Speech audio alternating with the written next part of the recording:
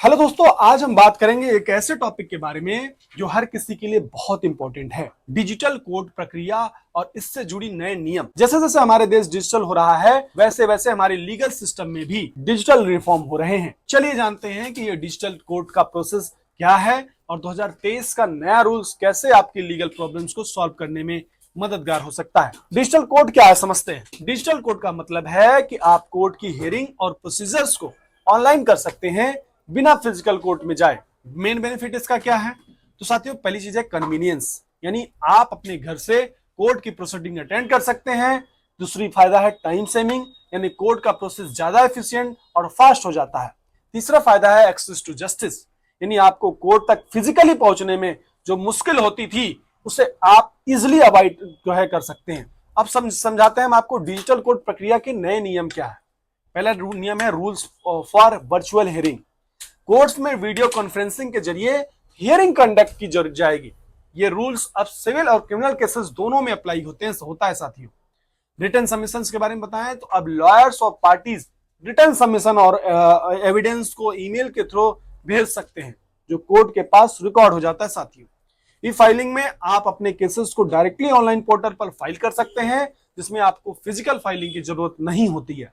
Digital infrastructure में courts को digitalise किया जाएगा जिसमें सीसीटीवी, वीडियो कॉन्फ्रेंसिंग टूल्स और क्लाउड बेस्ड सिस्टम को जो है उसका यूज होगा ताकि केस डिटेल को सिक्योर और एक्सेसिबल बनाया जा सके। केस मैनेजमेंट सॉफ्टवेयर को बारे में बताएं तो कोर्ट में ऑटोमेटेड सिस्टम यूज किया जाएगा जिसमें केस को एफिशिएंटली मैनेज किया जा सके जिससे डिले कम हो। साथियों, डिजिटल कोर्ट प्रक्रिया का लाभ क्या है इसको समझिए। पहली लाभ है एक्सेसिबिलिटी, यानी आपको अब कोर्ट के लिए लॉन्ग डिस्टेंस ट्रेवल नहीं करना पड़ेगा। डिजिटल कोर्ट से आप इजिली अपने केस को ट्रैक कर सकते हैं। दूसरा फायदा है ट्रांसपेरेंसी, यानी कोर्ट की हियरिंग ट्रांसपेरेंट होती है और आपको रिकॉर्डेड सेशन मिलते हैं जिससे किसी भी गलत डिसीजन को चैलेंज किया जा सकता है साथियों। तीसरा फायदा है स्पीड, यानी आपको अब कोर्ट का काम ज्यादा तेजी से होगा जिससे आपको अपने केस का रिजल्ट जल्दी मिलता है साथियों। और समझाता हूं मैं आपको डिजिटल कोर्ट प्रक्रिया के दौरान किन चीजों का ध्यान रखें। पहला चीज का ध्यान रखना है टेक्निकल सेटअप। अगर आप वीडियो कॉन्फ्रेंसिंग के थ्रू कोर्ट में पार्टिसिपेट कर रहे हैं तो आप अपने डिवाइसेस के टेक्निकल सेटअप जो है चेक कर लें, जैसे इंटरनेट कनेक्शन, कैमरा, माइक, तमाम जो भी इक्विपमेंट हो। तो अगली बात है कॉन्फिडेंटली, यानी अपने जो है डॉक्यूमेंट्स को डिजिटल प्लेटफॉर्म पर फाइल करते वक्त उनकी प्राइवेसी को, सिक्योरिटी को इंश्योर करें। Clarity and communication, online hearing में क्लियर और लाउड कम्युनिकेशन जरूरी होती है। आपको अपने आर्गुमेंट्स को अच्छे से प्रेजेंट करना पड़ता है। अब बताते हैं आपको डिजिटल कोर्ट प्रक्रिया के नए नियम से क्या बदलाव आएंगे।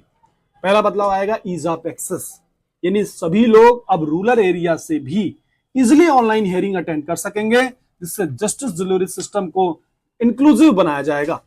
केस ट्रैकिंग आ सकता है, आप अपने केस की अपडेट्स एसएमएस और ईमेल्स के थ्रू इजिली जो है ले सकेंगे। पेपरलेस कोर्ट्स, यानी पेपरलेस फाइलिंग से कोर्ट में अननेसेसरी डॉक्यूमेंट्स की भरमार कम हो जाएगी और ये प्रोसेस फास्ट हो जाएगा साथियों। अब हम समझाते हैं आपको क्या डिजिटल कोर्ट प्रक्रिया सभी केसेस के लिए एप्लीकेबल है।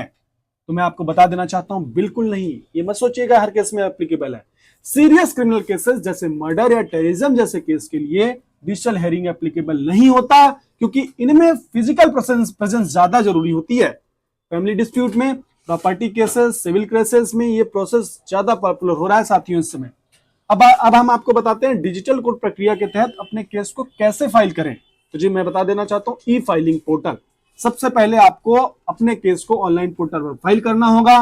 रिक्वायर्ड डॉक्यूमेंट को डिजिटल फॉर्मेट में अपलोड करना होगा। फिर तीसरे स्टेप में आपको केस फाइल करते वक्त आपको कोर्ट फीस ऑनलाइन पे करना होगा।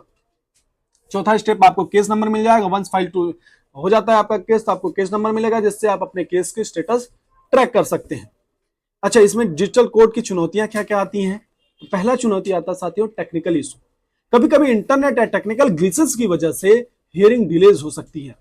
दूसरी समस्या आती है डिजिटल लिटरेसी, यानी सभी लोग डिजिटल सिस्टम को समझने में कंफर्टेबल नहीं होते तो उन्हें प्रोसेस को सीखने में थोड़ा टाइम लग सकता है। तीसरी समस्या आती है सिक्योरिटी कंसर्न्स की। डिजिटल सिस्टम में हैकिंग और डेटा ब्रीच का रिस्क होता है जो कॉन्फिडेंशियली को अफेक्ट करता है। डिजिटल कोड प्रक्रिया के नए रूल्स ने जस्टिस डिलीवरी सिस्टम को और भी एक्सेसिबल, फास्ट और ट्रांसपेरेंट बनाया है। ये रिफॉर्म्स लीगल सिस्टम को मॉडर्नाइज कर रहे हैं, जिससे हर किसी को फेयर और टाइमली जस्टिस मिल सके। अगर आपको ये वीडियो इंफॉर्मेटिव लगा हो तो लाइक करिए, शेयर करिए और हमारे चैनल को सब्सक्राइब करिए। अगर आपका कोई क्वेश्चन है तो कमेंट्स में जरूर बताइए। हम मिलते हैं अगले वीडियो में, तब तक के लिए अपने हक को समझिए और डिजिटल कोर्स का फायदा उठाइए। जय हिंद, जय भारत।